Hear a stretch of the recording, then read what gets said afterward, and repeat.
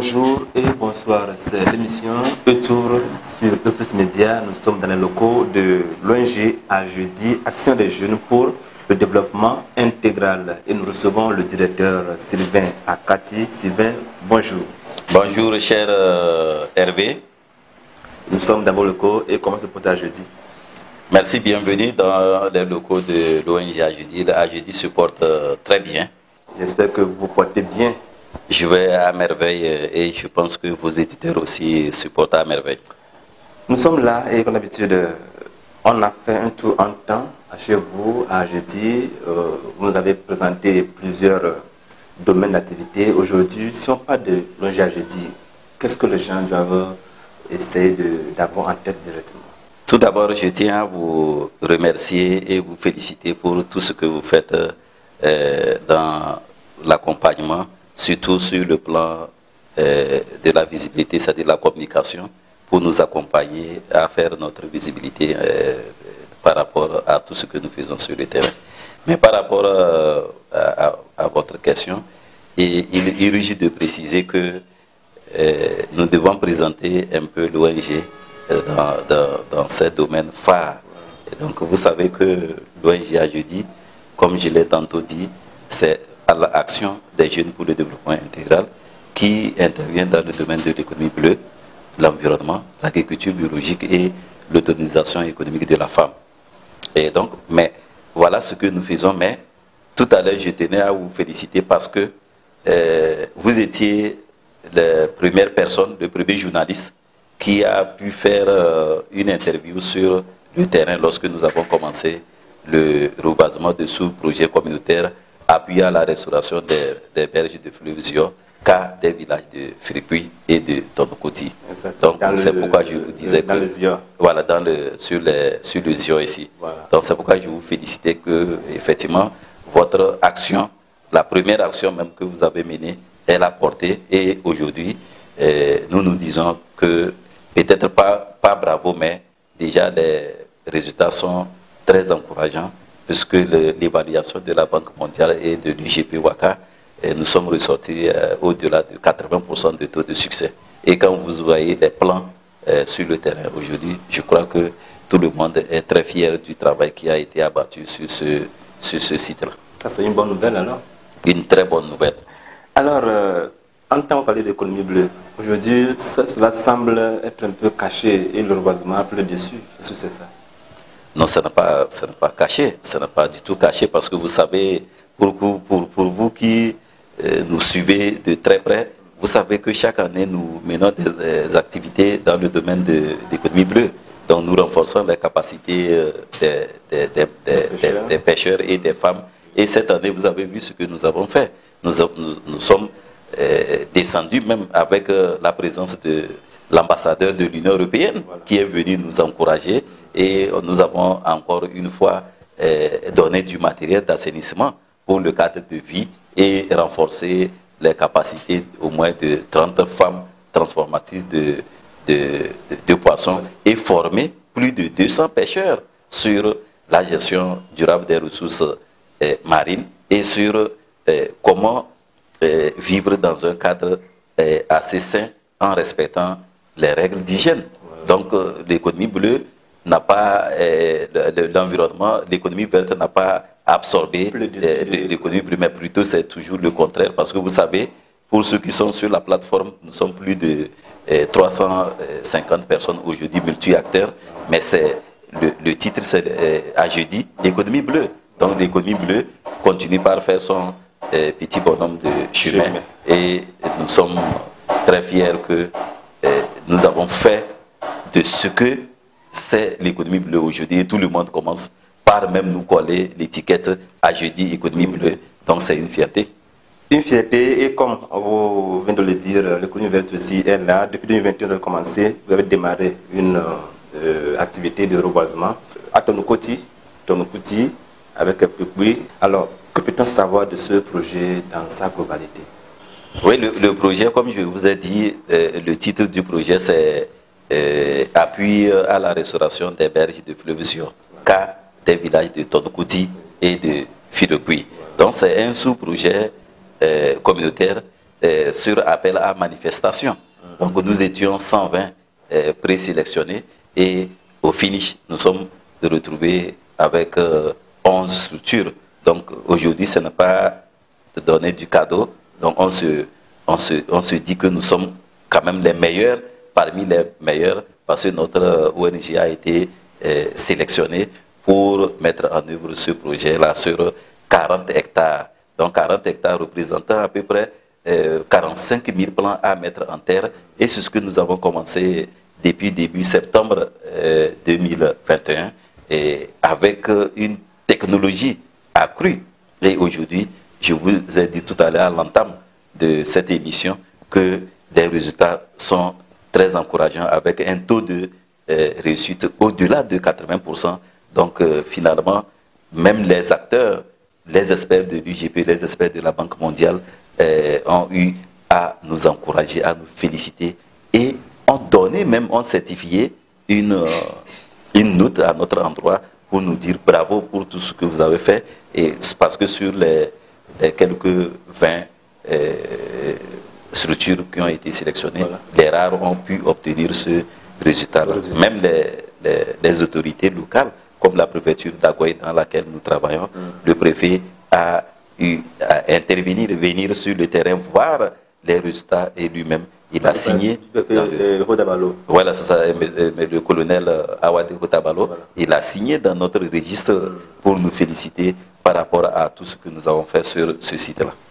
D'Aguaï, vous avez aussi travaillé dans le Grand Nord pour le reboisement. Alors, effectivement. Qu'est-ce que c'est exactement? Voilà, merci, monsieur le journaliste. Ce n'est pas seulement le Grand Nord. Nous avons travaillé dans la région des Plateaux, plus précisément à Agou, au mont du pied à Agou. Et vous avez vu ce que les femmes locales qui ont mis en terre plus de 3000 plants. Et ces 3000 plants aussi, les images sont palpables et en disent l'impact que ça donnait sur les populations à ce niveau. Au le Grand Nord aussi, nous avons une forêt sacrée que nous avons restaurée. Actuellement, nous sommes sur 12 hectares qui ont été évalués par la direction régionale de l'environnement CARA.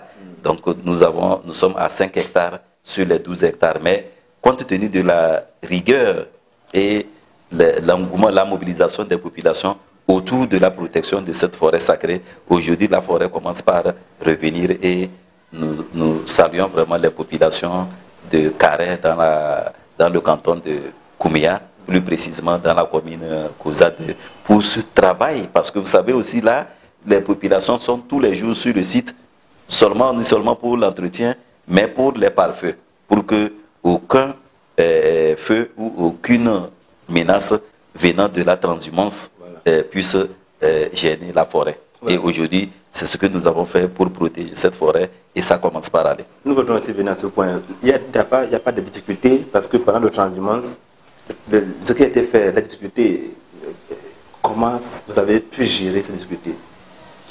Vous savez, dans toute activité humaine, il y a des difficultés énormes. Il y a des difficultés. Par exemple, si vous prenez les 40 hectares que nous avons reboisés sur les berges de fleuve Zio. La toute première difficulté, c'est les changements climatiques. Voilà. Tantôt c'est l'inondation, tantôt c'est la sécheresse. Mais c'est là que nous avons analysé dans le contexte de comment faire pour réussir ce projet et nous avons intégré les aspects de l'utilisation de l'engrais bio pour permettre la croissance rapide des plants. Et nous avons aussi réfléchi que la zone étant intensément activité de maraîchage, il fallait très bien, ils font du boma, ils font du gombo. Donc il fallait intégrer le maraîchage à ce reboisement pour permettre au même moment que les femmes font à demain, elles protègent les arbres. Et c'est ce que nous avons fait. Mais avant, vous allez constater que tous les mécanismes qui ont été mis en place pour amener les femmes à l'adoption des bonnes pratiques en matière de gestion durable des ressources ou en matière de l'agroécologie ou en matière aussi de l'utilisation de l'engrais biologique, les femmes n'adoptaient pas. C'était difficile pour les femmes à appliquer. Parce que, je prends un exemple pour vous dire tout simplement que lorsque vous utilisez l'engrais chimique, le rendement est plus élevé que l'utilisation de l'engrais biologique. Parce que c'est vrai, le rendement peut être la même chose au niveau de l'utilisation de l'engrais bio, mais il faut utiliser une grande quantité de l'engrais bio, et c'est là où il y avait cette difficulté pour les femmes de pouvoir utiliser. Donc nous avons changé aussi de mécanisme à ce niveau là-bas pour les apporter l'engrais liquide qui permet d'accélérer la croissance. L'engrais liquide et bio, c'est ça? Liquide bio, bien sûr, voilà, qui les permettent de pouvoir accélérer le rendement. Et aujourd'hui, c'est ce que elles ont commencé par faire. Parce que vous savez que nous avons donné pas mal de formations dans cette zone pour les femmes. Non seulement on a formé les femmes sur la production des plants, nous les avons formées sur les bonnes pratiques en matière de maraîchage, et nous les avons formées aussi en assistance technique pour le compostage et l'utilisation de l'engrais biologique. Et on a octroyé plus de 20 motopompes pour les permettre de tirer l'eau vers leurs champs et améliorer. Voilà, il y a d'eau, parce qu'il y a la rivière. Et c'est ça même que nous sommes en train de protéger, parce que nous sommes dans la gestion durable des ressources naturelles. Et cette année, nous sommes très ravis parce que c'est l'année décisive où l'ONG AGEDI a mené beaucoup d'activités. Donc nous sommes très ravis. Alors, nous allons maintenant voler vers l'Égypte.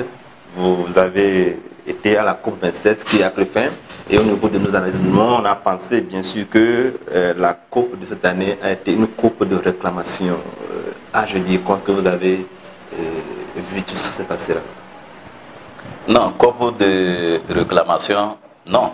Puisque vous savez que c'est avec un esprit volontariste que les pays, les pollueurs, ont décidé d'appuyer les pays les moins avancés pour diminuer ou contribuer dans les CDN. C'est-à-dire les CDN, c'est contribution déterminée, révisée au niveau national par rapport à l'adaptation et à l'atténuation.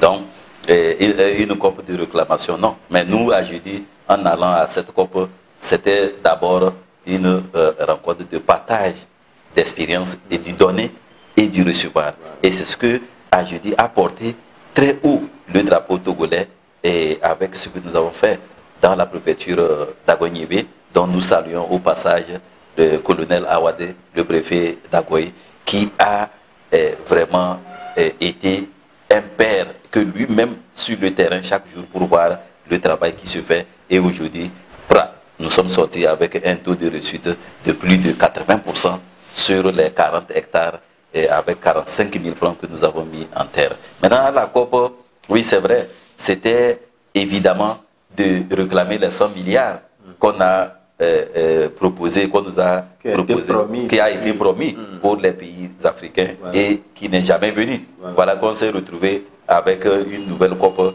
à Sharm el-Sheikh en Égypte.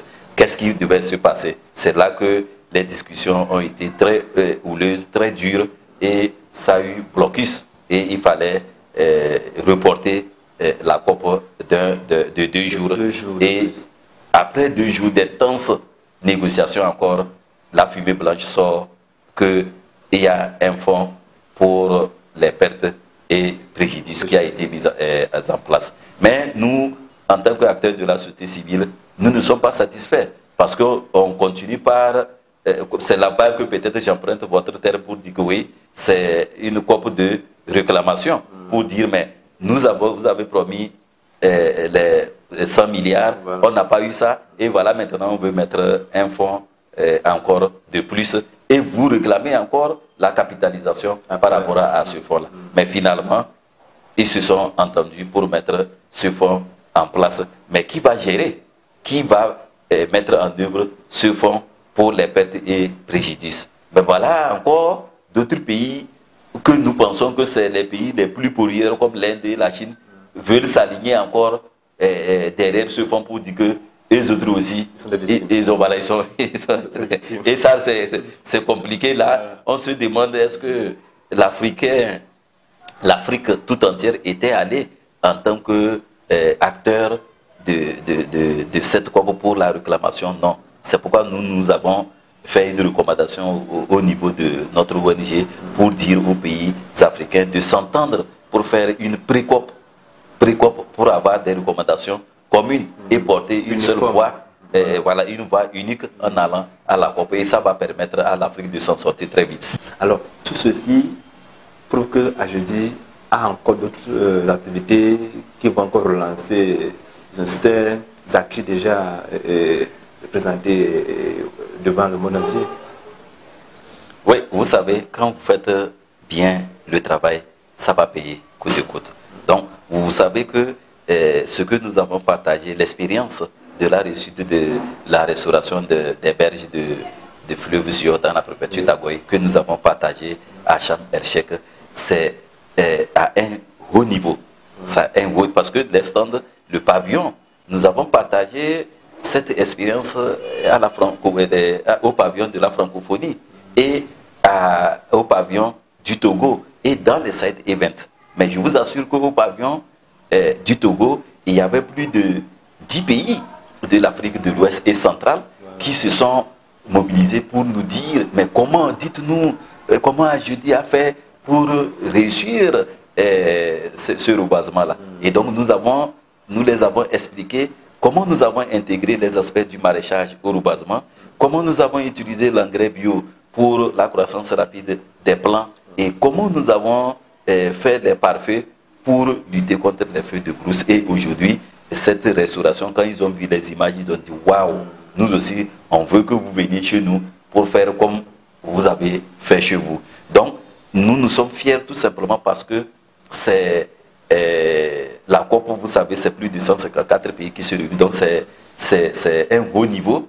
Et au moment où, à ce niveau-là, on vous apprécie que vous avez bien fait, il faut savoir que vous êtes un leader africain, vous êtes tout simplement bon. Voilà. Et nous, ça nous réjouit aujourd'hui parce que nous avons fait la présentation avec le coordonnateur national de Ouaka, qui était là et qui nous suit aussi de très près pour voir ce que nous faisons sur le terrain. Aujourd'hui, nous disons bravo à Agedi, mais bravo aussi à Ouaka qui a financé, qui a cru en nous, voilà, et qui a financé ce projet. Et bravo à toute la population de Tonkoudi et de Fripouille qui se sont mobilisés massivement autour de ce projet-là pour sa réussite. Alors, vous avez aussi prévu dans les jours à venir, dans les mois à venir, mettre en place des pépiniers parce que vous avez une vision dans le plan du gouvernement qui est d'avoir au moins le 26% de couverture en 2030. Oui, c'est parti sur la base d'un constat que nous avons fait. Par exemple, actuellement même, il y a un partenaire qui veut faire le reboisement avec les ambassadeurs, mais il n'y a pas de plan, il n'y a pas assez de plans sur le terrain. Donc, nous constatons chaque année que les plans produits pour la campagne de reboisement, ça n'a jamais suffi. Et donc, nous, Agedi, veut se lancer dans la production des plans pour la campagne prochaine. Et notre défi, c'est d'aller jusqu'à 500 000 plans. Et pour que nous interpellons tous les partenaires, y compris le ministère de l'Environnement, qui même d'ailleurs s'inscrit parfaitement dans cette vision de nous accompagner à la production de ces plans pour permettre à tout le monde d'avoir à sa possession les semences pépinières, c'est-à-dire les plants chaque année pour reboiser. Parce que quand vous reboisez, quand vous mettez un plant en terre qui grandit et vous mourrez, vous n'êtes pas mort inutilement. Vous avez laissé les traces. Voilà. Parce que c'est ça même lorsqu'on parle de la gestion durable des ressources naturelles, lorsqu'on parle de la protection de la nature, lorsqu'on parle des changements climatiques pour les pays les moins avancés comme nous, notre pays, le Togo, la seule chose que nous pouvons faire, c'est de restaurer les paysages forestiers, c'est de restaurer la biodiversité, c'est d'amener le reboisement vers les populations pour permettre à la séquestration du carbone. 2022 tire à sa fin. Agedi doit avoir, disons, des propositions ou bien des messages à la population togolaise. Nous avons beaucoup plus travaillé parce que les gens nous posent la question que Agedi, mais lorsqu'il y a crise, c'est en ce moment que vous travaillez. Nous disons que oui, parce qu'il ne faut pas baisser les bras quand les plus hautes autorités de ce pays ne dorment pas. Je ne comprends pas pourquoi nous, la jeunesse, on va dormir. Donc il faut se battre comme le fer et il faut continuer la lutte et c'est ce que nous faisons. Donc l'année tire à sa fin, nous allons faire le bilan de toutes les activités que nous avons menées cette année, et nous interpellons toute la population togolaise et notre ministère de tutelle, c'est-à-dire le ministère de l'Environnement, de continuer par nous accompagner à mener ces actions de reboisement, parce que ces actions s'inscrivent dans la droite ligne de la feuille de route gouvernementale d'atteindre au moins 25% de taux de couverture végétale d'ici 2025 et d'ici 2030 au moins planter 1 milliard d'arbres. Ce qui fait les 26%. Ce qui fait les 26%. Donc pour nous, c'est un engagement. Wow. Non, on ne peut pas atteindre cet objectif-là si tout le monde ne fasse pas d'efforts pour pouvoir faire le reboisement à son niveau. Donc, pour les populations, nous les disons, bonne fête, mais attention, prudence, parce que vers la fin de l'année, il y a beaucoup d'accidents. Et donc, que Dieu protège notre pays, que Dieu protège l'environnement, et vive la biodiversité, vive Agedi. Vive Agedi, on vous dit merci ainsi donc, parce que vous avez toujours été là. Quand on vous appelle, vous répondez présent. On vous dit merci beaucoup.